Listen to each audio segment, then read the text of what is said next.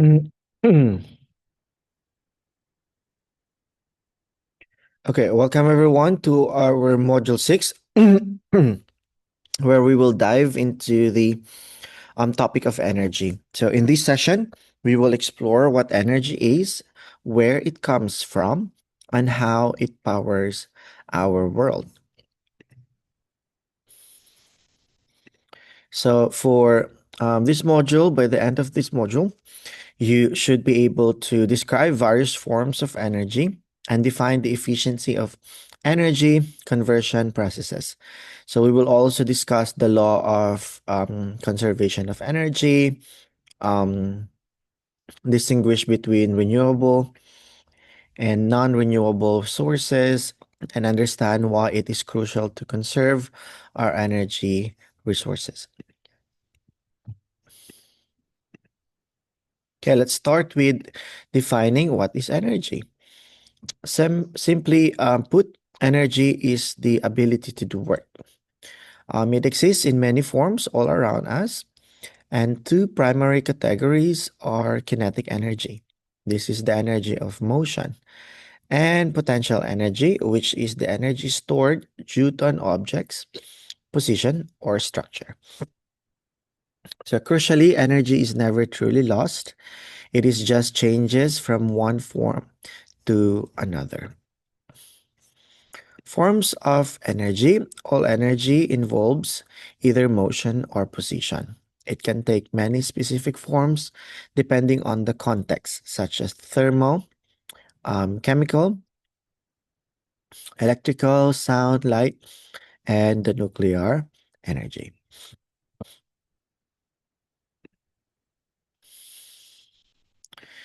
So, energy conversion. Oh, um,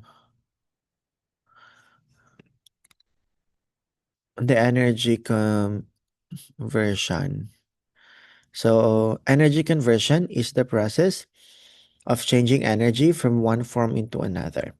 So, for example, any form of energy can technically be converted into any other form. So, however, it's important to note that in every conversion, some energy is inevitably converted into thermal energy, which is often lost to the environment.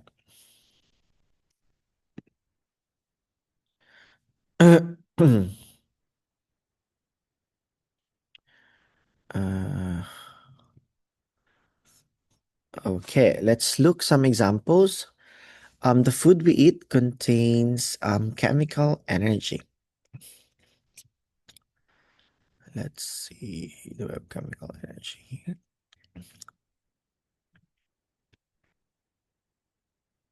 Oh, that's the light energy. Okay. So, yeah. So, for example, the food that we eat contains chemical energy, which plants originally converted from light energy during photosynthesis. So, electrical energy is also highly versatile. And we have that one here. We don't have it. Anyway, electrical energy is also highly versatile. It turns into light and heat in bulb. So sound in a microphone or kinetic energy in a blender. So remember the law of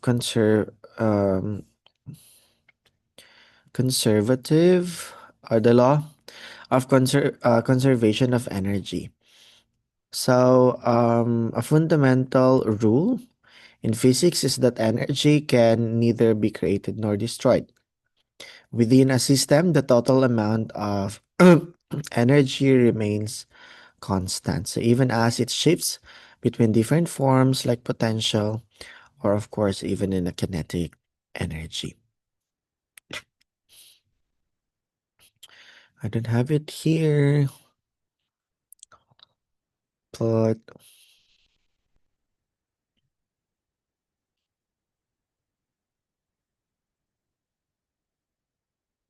okay. Mm. Okay, let's go to the renewable energy. So these are energy sources that naturally replenish themselves. The popular examples are the solar, wind, hydro, tidal, geothermal, and then the biomass energy. The solar and wind energy. Let's start with the solar energy is incredibly abundant. In just 1 hour, the Earth receives enough sunlight to power the whole planet for a year. So wind energy on the is another clean source where turbines drive generators to feed electricity into the grid. So a local example is the Burgos wind farm in Ilocos Norte, and that is the largest in the Philippines. We also have the hydro energy and geothermal energy. So hydro energy uses dams to create a controlled flow of water to drive turbines. Example is the San Roque Dam is a major example in the Philippines. Mhm. We also have geothermal.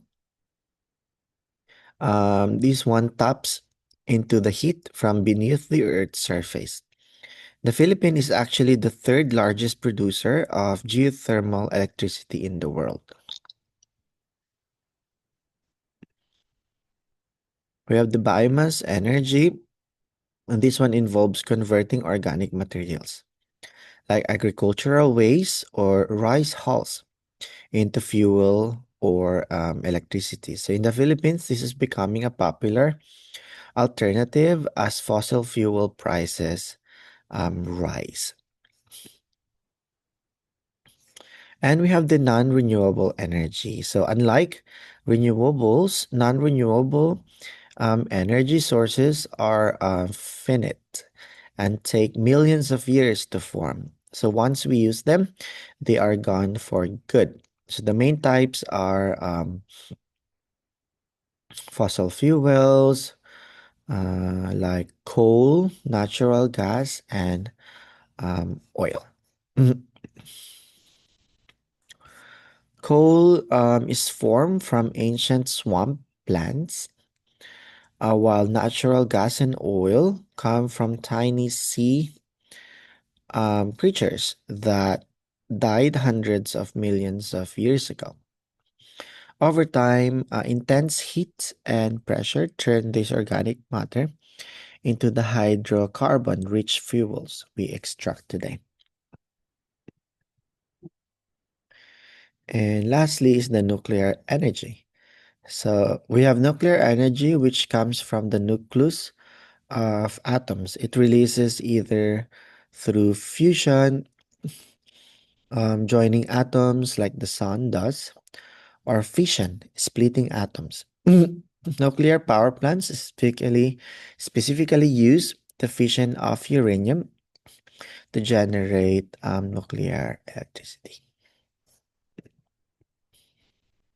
Okay, so thank you very much for that. Let's have more process of this in our next meeting. Goodbye.